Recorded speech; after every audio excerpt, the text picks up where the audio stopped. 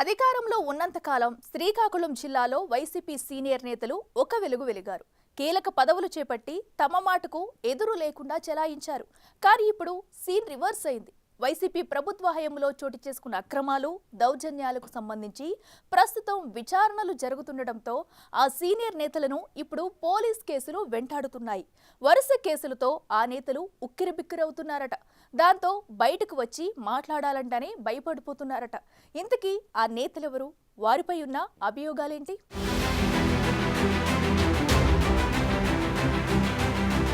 2024 సార్వత్రిక ఎన్నికలు ముగిశాయి. ఎన్నికల ఫలితాల తరువాత అధికారంలో ఉన్న పార్టీ ప్రతిపక్షంలోకొచ్చింది. అప్పటి వరకు మంత్రులు, ఇతర కీలక పదవుల్లో చెలామణి అయిన నేతలంతా మాజీలయ్యారు. పార్టీ ఓటమి పాలయ్యింది. నేతల పదవులు పోయాయి. ఇక చేసేది లేక ఎలాగోలా నెట్టుకొద్దామనుకుంటే శ్రీకాకుళం జిల్లాలో ఆ నేతలకు కొత్త సమస్యలు వచ్చి పడుతున్నాయట. జిల్లా వైసీపీ సీనియర్ లీడర్స్ గా ఉన్న ఆ నేతలకు ఇప్పుడు కేసుల భయం పట్టుకుందట. ఒకదాని తరువాత ఒకటిగా వరుసగా కేసులు నమోదవుతుండటంతో ఉక్కిరిబిక్కిరవుతున్నారట.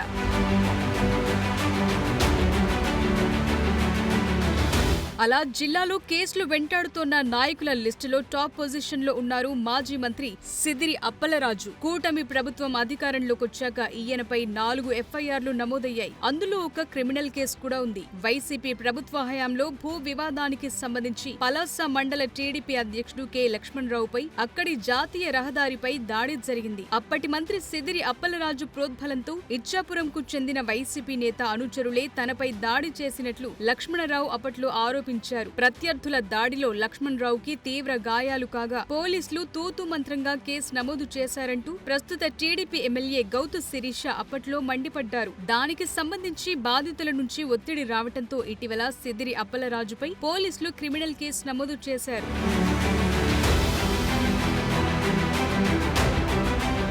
ఇక పలాసలోని వైఎస్ఆర్ కిడ్నీ రీసెర్చ్ హాస్పిటల్ పై దాడి చేసి హాస్పిటల్ నేమ్ బోర్డులోని వైఎస్ఆర్ పేరును తొలగించారంటూ ఎన్నికల ఫలితాలు వచ్చిన కొద్ది రోజులకే సిదిరి అప్పలరాజు మీడియా ముందుకొచ్చి ఆరోపించారు. అయితే ఎన్నికల కోడ్లో భాగంగా అధికారులే ఆ పేరును తొలగిస్తే దానిపై అప్పలరాజు ప్రజల్ని తప్పుదోవ పట్టించి రెచ్చగొట్టేలా వ్యాఖ్యలు చేస్తున్నారని పోలీసులు కేసు నమోదు చేశారు. ఇక పార్టీ అధిష్టానం ఇచ్చిన పిలుపు మేరకు రాష్ట్ర వ్యాప్తంగా వైసీపీ శ్రేణులు చేపట్టిన ఆందోళనల్లో భాగంగా కాశీబుగ్గ బస్టాండ్ వద్ద అప్పలరాజు ధర్నా చేపట్టారు. అనుమతి లేకుండా ఆందోళన కార్యక్రమం చేపట్టారని ఆయనపై పోలీసులు మరో కేసు నమోదు చేశారు.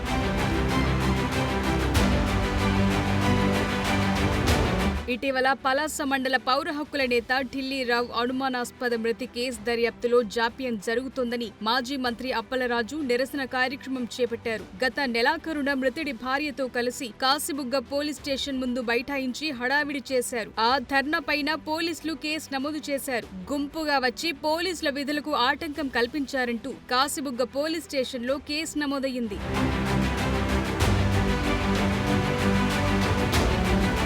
శాసనసభ మాజీ స్పీకర్, శ్రీకాకుళం పార్లమెంటు నియోజకవర్గ వైసీపీ పరిశీలకుడు తమ్మినేని సీతారాంను నకిలీ సర్టిఫికెట్ల కేసు వెంటాడుతోంది. తమ్మినేని సీతారాం తెలంగాణలో డిగ్రీ అర్హత ఉన్నవారికి మాత్రమే ప్రవేశార్హత ఉన్న లా కోర్సులో ప్రవేశానికి దరఖాస్తు చేసుకోగా తెలంగాణ టీడీపీ నేత నర్సిరెడ్డి దాన్ని గుర్తించి వివాదాన్ని తెరమీదకు తెచ్చారు. ఎన్నికల అఫిడవిట్లో తన విద్యార్హత ఇంటర్ అని చెప్పిన తమ్మినేని డిగ్రీ అర్హత కలిగిన లా కోర్స్ ప్రవేశం ఎలా పొందుతారని ప్రశ్నించారు. నకిలీ డిగ్రీ సర్టిఫికెట్ లా కోర్ట్స్ లో ప్రవేశం పొందారని ఆరోపించారు. దాంతో గత వైసీపీ ప్రభుత్వ హయాంలోని ఆముదాల వలస ప్రస్తుత TDP MLA Koona Ravikumar Tammineni degree నకిలీ సర్టిఫికెట్లపై విచారణ జరిపి చర్యలు తీసుకోవాలని ఫిర్యాదు చేశారు. ఆ వ్యవహారంపై కూటమి ప్రభుత్వం వచ్చాక కదలిక వచ్చింది. తన ఫిర్యాదుపై స్పందించిన ప్రభుత్వ ప్రిన్సిపల్ సెక్రటరీ దానిపై విచారణ చేపట్టాల్సిందిగా రాష్ట్ర విజిలెన్స్ అండ్ ఎన్ఫోర్స్మెంట్ డైరెక్టర్ కు కిందటి నెలలోనే ఆదేశాలిచ్చినట్లు కూన రవికుమార్ ఇటీవల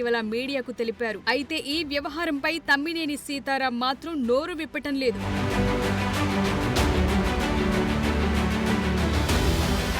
మాజీ డిప్యూటీ సీఎం శ్రీకాకుళం జిల్లా వైసీపీ అధ్యక్షుడు ధర్మాన కృష్ణదాస్ పైన 2 కేసులున్నాయి. వైసీపీ పాలనలో చేపట్టిన ఆడుదాం ఆంధ్ర కార్యక్రమం ద్వారా భారీగా అవినీతికి పాల్పడ్డారని, నిధులను పక్కదారి పట్టించారని మాజీ మంత్రులు రోజా, ధర్మాన కృష్ణదాస్లపై కబడ్డీ మాజీ క్రీడాకారుడు ఆర్జే ప్రసాద్ గతేడాది జూన్లో ఫిర్యాదు చేశారు. ఆడుదాం ఆంధ్రపై విచారణ జరిపి వాస్తవాలను నిగ్గు తేల్చాలని ఫిర్యాదులో పేర్కొన్నారు. దానిపై కేసు నమోదు చేయాలంటూ సిఐడి అధికారులు ఎన్టీఆర్ జిల్లా సిపిని అప్పట్లోనే ఆదేశించారు.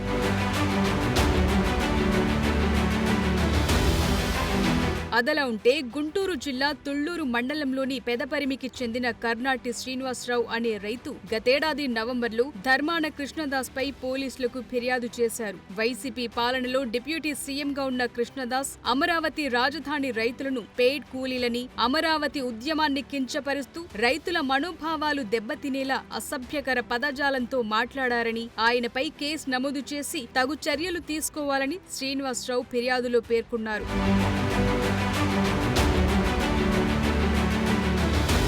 ఇక జిల్లాకు చెందిన మరో వైసీపీ నేత ఎమ్మెల్సీ దువ్వాడ శ్రీనివాస్ పై ఇంట బయట కేసులే అన్నట్లు తయారైంది పరిస్థితి. దువ్వాడ శ్రీనుకి అతని భార్య వాణికి మధ్య కుటుంబ వివాదం ఓ వైపు కోర్టులో నడుస్తుండగా, మరోవైపు రాజకీయ వివాదాలు ఆయన్ను పోలీస్ కేసుల వరకు తీసుకువెళ్లాయి. వైసీపీ ప్రభుత్వ హయాంలో జనసేన అధినేత పవన్ కళ్యాణ్ ను విమర్శిస్తూ చెప్పు చూపించి వార్నింగ్ ఇచ్చారని టెక్కలి నియోజకవర్గ జన సైనికులు పోలీసులకు ఫిర్యాదు చేశారు. టెక్కలి పోలీసులు గత డిసెంబర్లో దువ్వాడకి 41 నోటీసులిచ్చి విచారణ జరిపారు. మళ్లీ తాము ఎప్పుడు పిలిస్తే అప్పుడు విచారణకు హాజరవ్వాలని ఆదేశించారు. ఆ కేసుండగానే ఇటీవల మండలి సమావేశాల సందర్భంగా పవన్ కళ్యాణ్ కి నెలకు చంద్రబాబు 50 కోట్లు ప్యాకేజ్ ఇస్తున్నారని దువ్వాడ తీవ్ర ఆరోపణలు చేశారు. దానిపై మండిపడ్డ జన సైనికులు శ్రీకాకుళం జిల్లాతో పాటు రాష్ట్రంలోని పలు పోలీస్ స్టేషన్లలో ఆయనపై ఫిర్యాదులు చేశారు.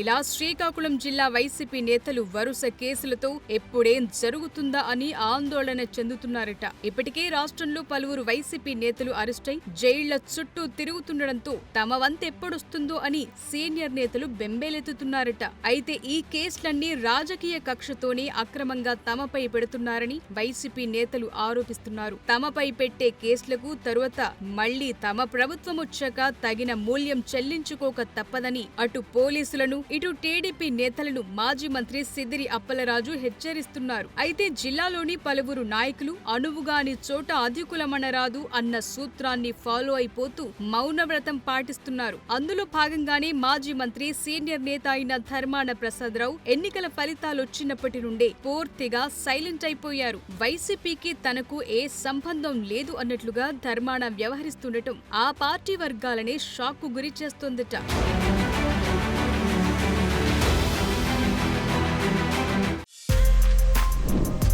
For more videos like this, subscribe Big TV channel.